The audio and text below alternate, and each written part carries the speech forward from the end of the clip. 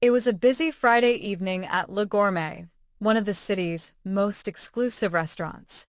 The dim lighting, crisp white tablecloths, and the hum of quiet conversations set the tone for an elegant dining experience. In the heart of the kitchen, Chef Vincent Delacroix was at his usual station, orchestrating the evening's menu with an air of superiority. He prided himself on perfection, and his kitchen reflected that. Every dish, every ingredient, meticulously chosen and prepared with precision. A new customer, a middle-aged man dressed in a simple black jacket and jeans, entered the restaurant and approached the host's stand. The man had a quiet presence, but something about his demeanor gave off the feeling of someone who had seen it all. After a few minutes of waiting, he was led to a corner table by the window. As the host pulled out the chair for him, Chef Delacroix caught sight of the customer from the open kitchen. His sharp gaze flicked over the man's attire, too casual for such an upscale establishment. Delacroix's lips curled into a sneer. He disliked those who didn't understand the importance of proper decorum in fine dining. The waiter, eager to impress, handed the man the menu, but Delacroix's mind was already made up. He signaled for one of his sous chefs to approach the front. "Tell him we don't serve as kind here," he ordered. "This is not a fast food joint. We don't allow just anyone to sit here in jeans." The sous chef, taken aback but loyal to the chef, nodded and walked over to the customer's table. "Sir, I'm afraid our policy doesn't allow casual attire like yours. We kindly ask you to leave." The customer raised an eyebrow but didn't react immediately. Delacroix, peeking through the kitchen door, smirked. He had expected some sort of protest, maybe an apology, but the man remained calm and collected. The waiter stood by, awkwardly, unsure of how to handle the situation. Finally, the man stood up and said, "I understand. I'll leave." Chef Delacroix watched him exit, satisfied that he had rid his restaurant of someone who didn't respect its standards. But little did he know, the night was far from over, and the man who had been so easily dismissed was about to turn everything upside down.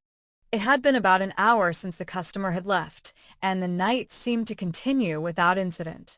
Chef Delacroix was back in the kitchen, barking orders at his team, making sure every plate left the kitchen with flawless precision. His focus on perfection had already helped earn him multiple awards, including a Michelin-star. He was untouchable in his eyes, the undisputed king of the culinary world. But then, the restaurant's manager, Claire, entered the kitchen with a look of urgency on her face. She had been in a back office, checking the reservation logs and handling some administrative work, but something had clearly thrown her off. Delacroix, still stirring a pot of sauce, didn't notice her discomfort at first. "Vincent, we have a situation," she said, her voice tight. Delacroix's attention shifted. "What is it now? Another review? The critics can wait." Claire hesitated, clearly unsure of how to break the news. Finally, she spoke. "The man you had kicked out, he's not just anyone. That was Chef Alain Dufresne." Delacroix froze. "What?" "You heard me. Alain Dufresne. He's one of the most renowned Michelin-star chefs in the world. He was here incognito, just enjoying a quiet meal. And you," she faltered, looking disappointed, "you humiliated him. He didn't even argue when you asked him to leave. He simply nodded and left like a gentleman. But now he's asking for a meeting." The name hit Delacroix like a thunderclap. Alain Dufresne? The man was legendary in the culinary world, known for his innovative techniques and dishes that had redefined the industry. Delacroix, still riding high on his own Michelin star, had always admired Dufresne's work from afar. To think he'd so casually dismissed the man without recognizing him, Claire's face was filled with both concern and disbelief. "Do you want me to go speak with him?" "No," Delacroix muttered, his mind racing. "I'll handle it. Just tell him I'll meet him in my office." As Claire left to inform the guest, Delacroix ran his hands through his hair, his confidence slipping away like sand through his fingers. He knew what this meant. Dufresne wasn't just a respected peer. He was a titan, a giant whose influence could make or break a restaurant's reputation. The mistake he had made tonight was monumental. What if Dufresne decided to expose him? What if he went public with the story, painting Delacroix as arrogant and unworthy of his own Michelin star?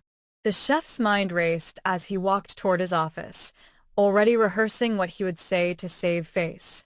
But nothing he thought of could undo what had already been done. Chef Vincent Delacroix sat nervously in his private office, a space adorned with accolades and awards. The walls were lined with photos of his best dishes, the menus of prestigious restaurants, and certificates from culinary institutes that hailed his accomplishments. But none of these things provided him with any comfort now. As the minutes ticked by, the door opened, and in walked Chef Alain Dufresne. Dufresne was everything Delacroix had imagined, calm, poised, and exuding an air of quiet authority. He was older than Delacroix, his hair silver and his eyes sharp, but there was a certain kindness about him. He didn't look like the angry, scorned man Delacroix had feared. Instead, he appeared almost serene. "Chef Delacroix," Dufresne said, his voice smooth but carrying a weight of experience. "I trust you're well." Delacroix stood up, the nerves in his stomach twisting. He quickly composed himself, trying to mask the guilt that weighed on his chest. "Chef Dufresne, I owe you a huge apology," Delacroix started, his tone sincere. "What happened earlier was inexcusable. I was wrong to judge you based on your appearance. I let my pride and arrogance cloud my judgment. Please allow me to make it right." Dufresne waved his hand, dismissing the apology with a soft smile. "I appreciate your words, but I don't hold grudges. I know what it's like to be passionate about your work. Sometimes it can make us lose sight of the bigger picture." He paused and looked Delacroix directly in the eyes. "But I must admit, your reaction, it was a test of character." Delacroix swallowed hard, still unsure of what to say. "A test?" "Yes," Dufresne replied, his voice gaining a hint of warmth. "I wanted to see how you would handle it, how you would take responsibility for your actions. It seems, despite your initial mistake, you are humble enough to admit it." The words hung in the air for a moment, leaving Delacroix stunned. He had expected to be reprimanded, perhaps even shunned, but instead, Dufresne was showing understanding. It was a rare quality in such a competitive industry, and Delacroix couldn't help but feel a deep respect for the older chef. Then, to Delacroix's surprise, Dufresne continued, "In fact, I came here tonight not just to address our little incident. I have a proposition for you."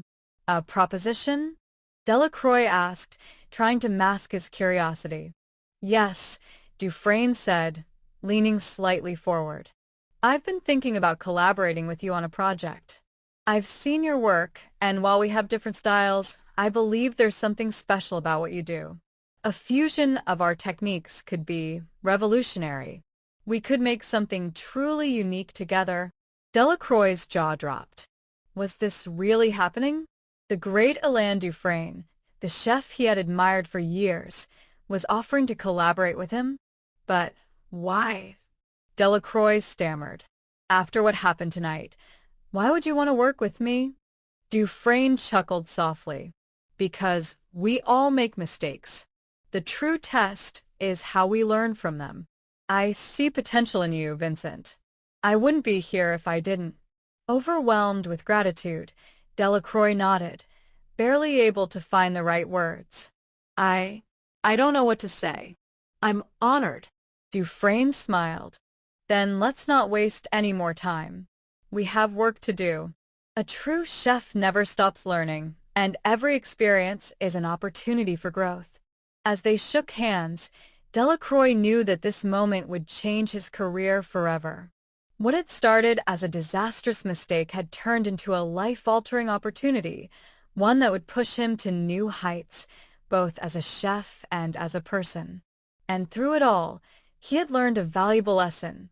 No matter how high you climb, humility is the key to staying grounded.